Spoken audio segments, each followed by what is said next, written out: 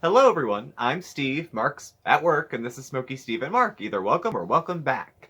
He's not usually at work. He's just working late tonight. It's a Thursday, I guess. Um, so today I wanted to do a bit of mourning, a bit of grieving, possibly a little bit of celebrating. I've made an executive decision that keto is over. This is the end of my keto road. Okay. Um, Call me Chantal if you must. I have a few reasons why this is the end of the keto journey, and it's been well thought out. I didn't just get home and decide I wanted to have a cookie. We did have a cheat night last night where I did have carbs, and in the previous 4 days I hadn't, and then I cheated on Thanksgiving, and the day before that, and then for the prior week, and then the prior two. So I did a 14-day keto challenge. It was actually, with one cheat day, got extended to 21 days.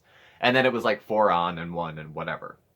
So, I had done a bit of an evaluation at day 14 of like mentally, physically, financially, emotionally, what the experience had kind of been like.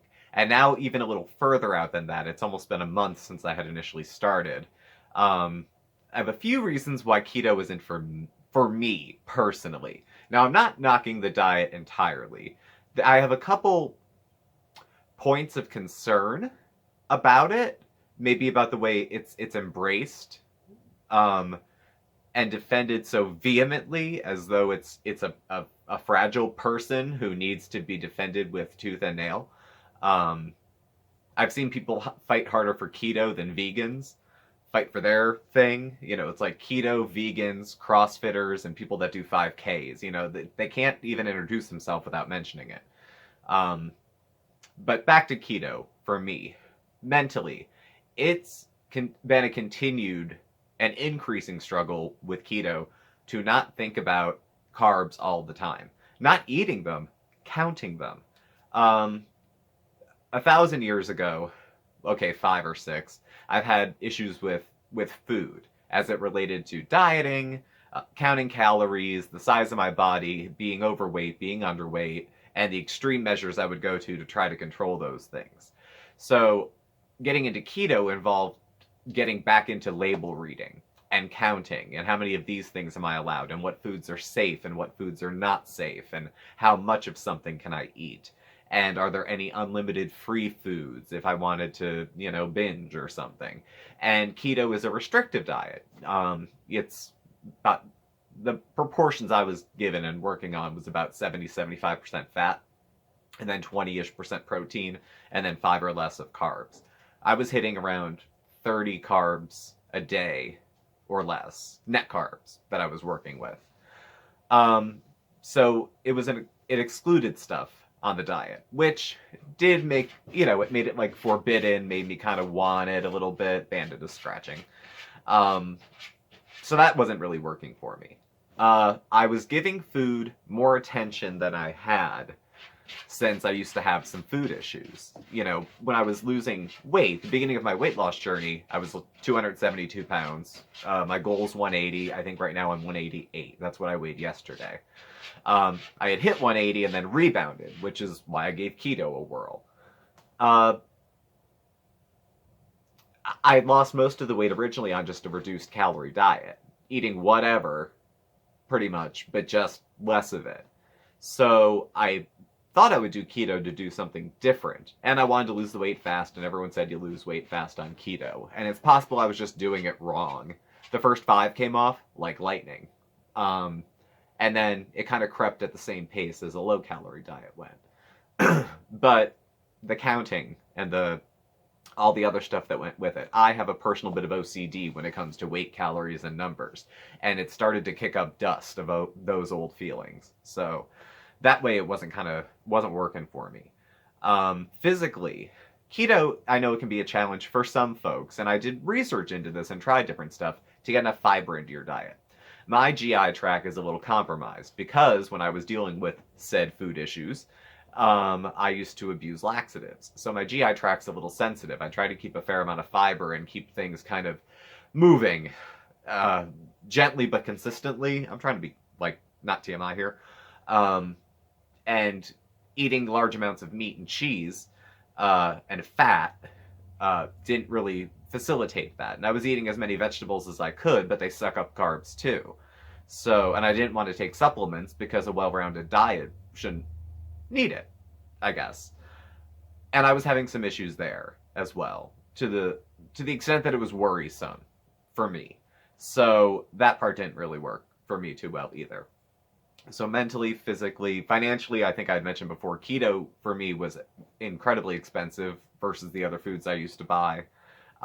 Between the meat, the cheese, the cream, the avocado, the coconut oil, the olive oil, all that stuff put together. I mean, I must have dropped. You could have fed a family of four regular old healthy food that just didn't happen to be keto for what I was spending on me for myself in a week or two.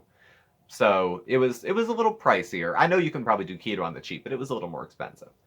Uh, and it just financially it's not really feasible for me to maintain. And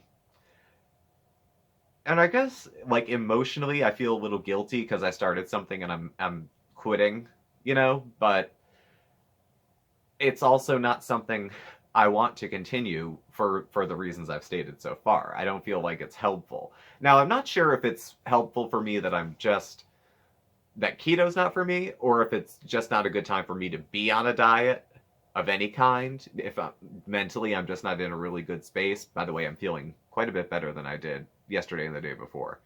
So thank you for anyone who's thought of me or mentioned positive things. It could be any diet that maybe it's just not time for me to be on, but I don't know. At any rate, it is the end. It is the end of the keto saga, the end of the keto journey. I guess the last thing I did want to touch on. Uh, any like keto to me is a diet. Now and I compare it to a veganism, I guess, because when I think of ways of eating that have attached meanings to it, like I have friends who are vegan, and then attached to that is they have environmental concerns, ethical concerns, moral concerns, for animals, for this, for that get tied into it, which inform their way of eating. Or if it's for religious reasons, any number of things that go into it. But when someone's on, like, let's say I'm on a low-fat diet, what's my battle cry for that? Save the fat. On the keto diet, to me, it's like you're counting carbs. And certainly any diet that brings health to a person is something that should be, celebrated and maybe share that information with other people. But being like incredibly defensive, as though it's a child, your child, to me is something that's a bit like that kind of, I don't like that level of fanaticism over anything. Not just food or weight or diet.